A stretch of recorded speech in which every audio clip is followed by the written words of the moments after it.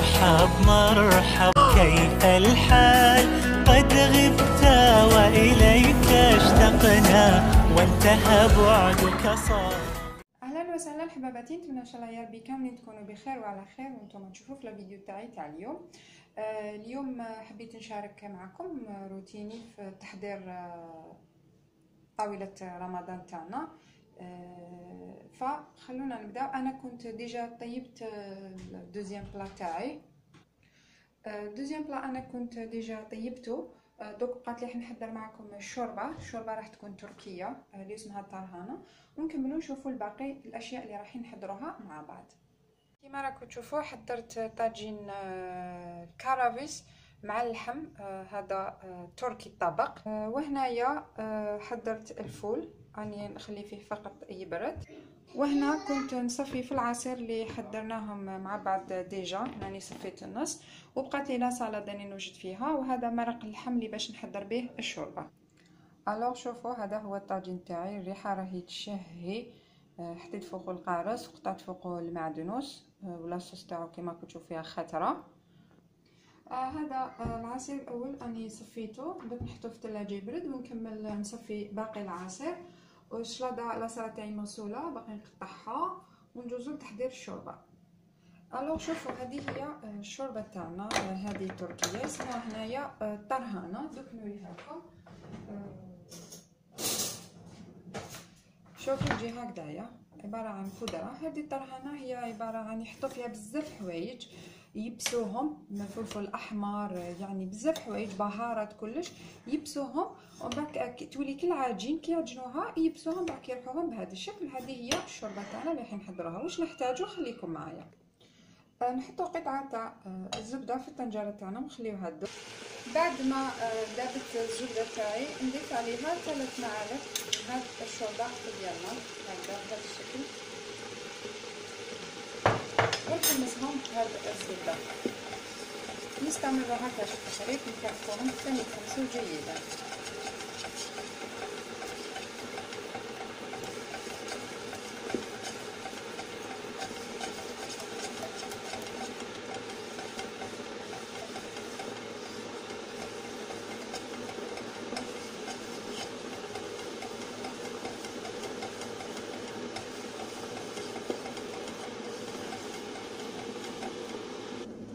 بعد ما تحمصت عندنا بهذه الطريقه نزيدوا عليها سنه تاع الثوم هكذا،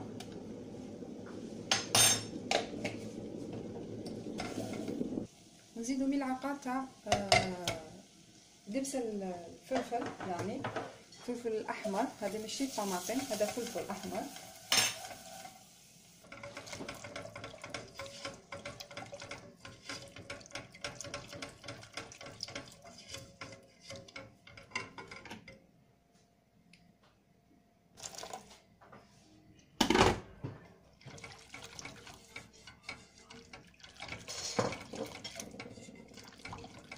We finished.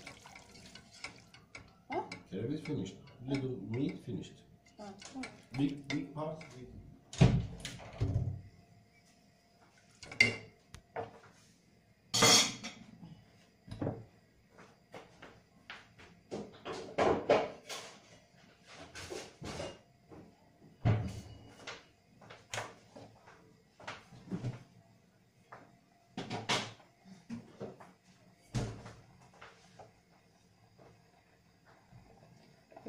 وملعقه تاع النعناع المجفف، ونخلوها دوكا تغلي ونحركوها ساعه على ساعه.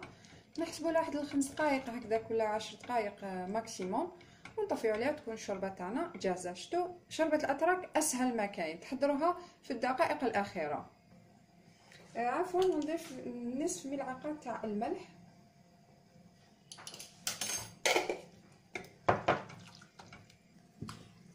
نحط الفول ديالي هكذا كيما راكم تشوفوا، قلت لكم حطيته فقط للطون سخنتوه هاو شد روحو.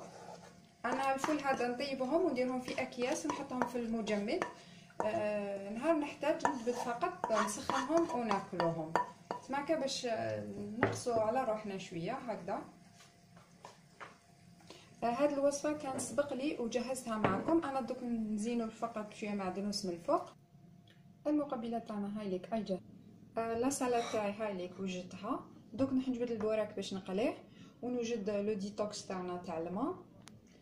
بور نوتر ديتوكس شوفوا واش راح نحتاجو. شوفوا اللي متوفرين عندكم في الدار، اللي القارص، كيوي، الخيار، مرسو تاع انانا، لي فريز والنعناع، معدنوس، اللي متوفر عندكم، برتقال، الفاكهه اللي متوفره عندكم في الدار تقدروا تستعملوها كديتوكس.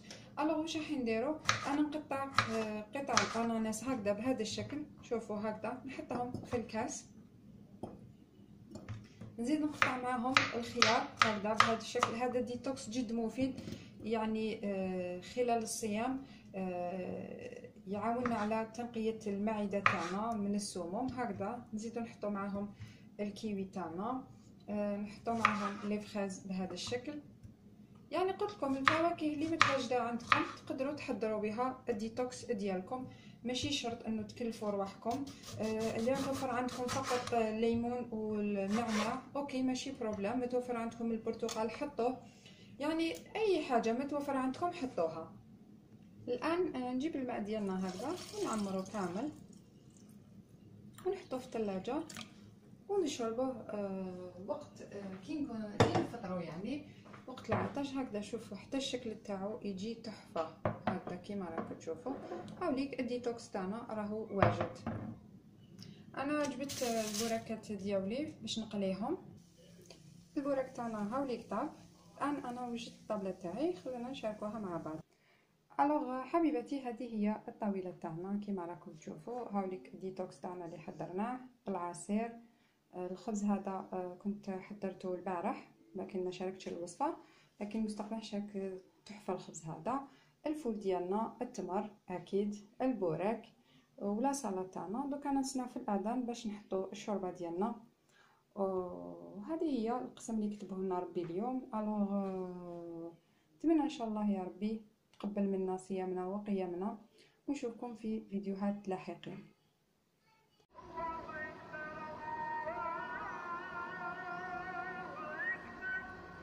حبيباتي وقت الافطار عندنا كيما راكم تشوفوا الاذان دوكا يأذن.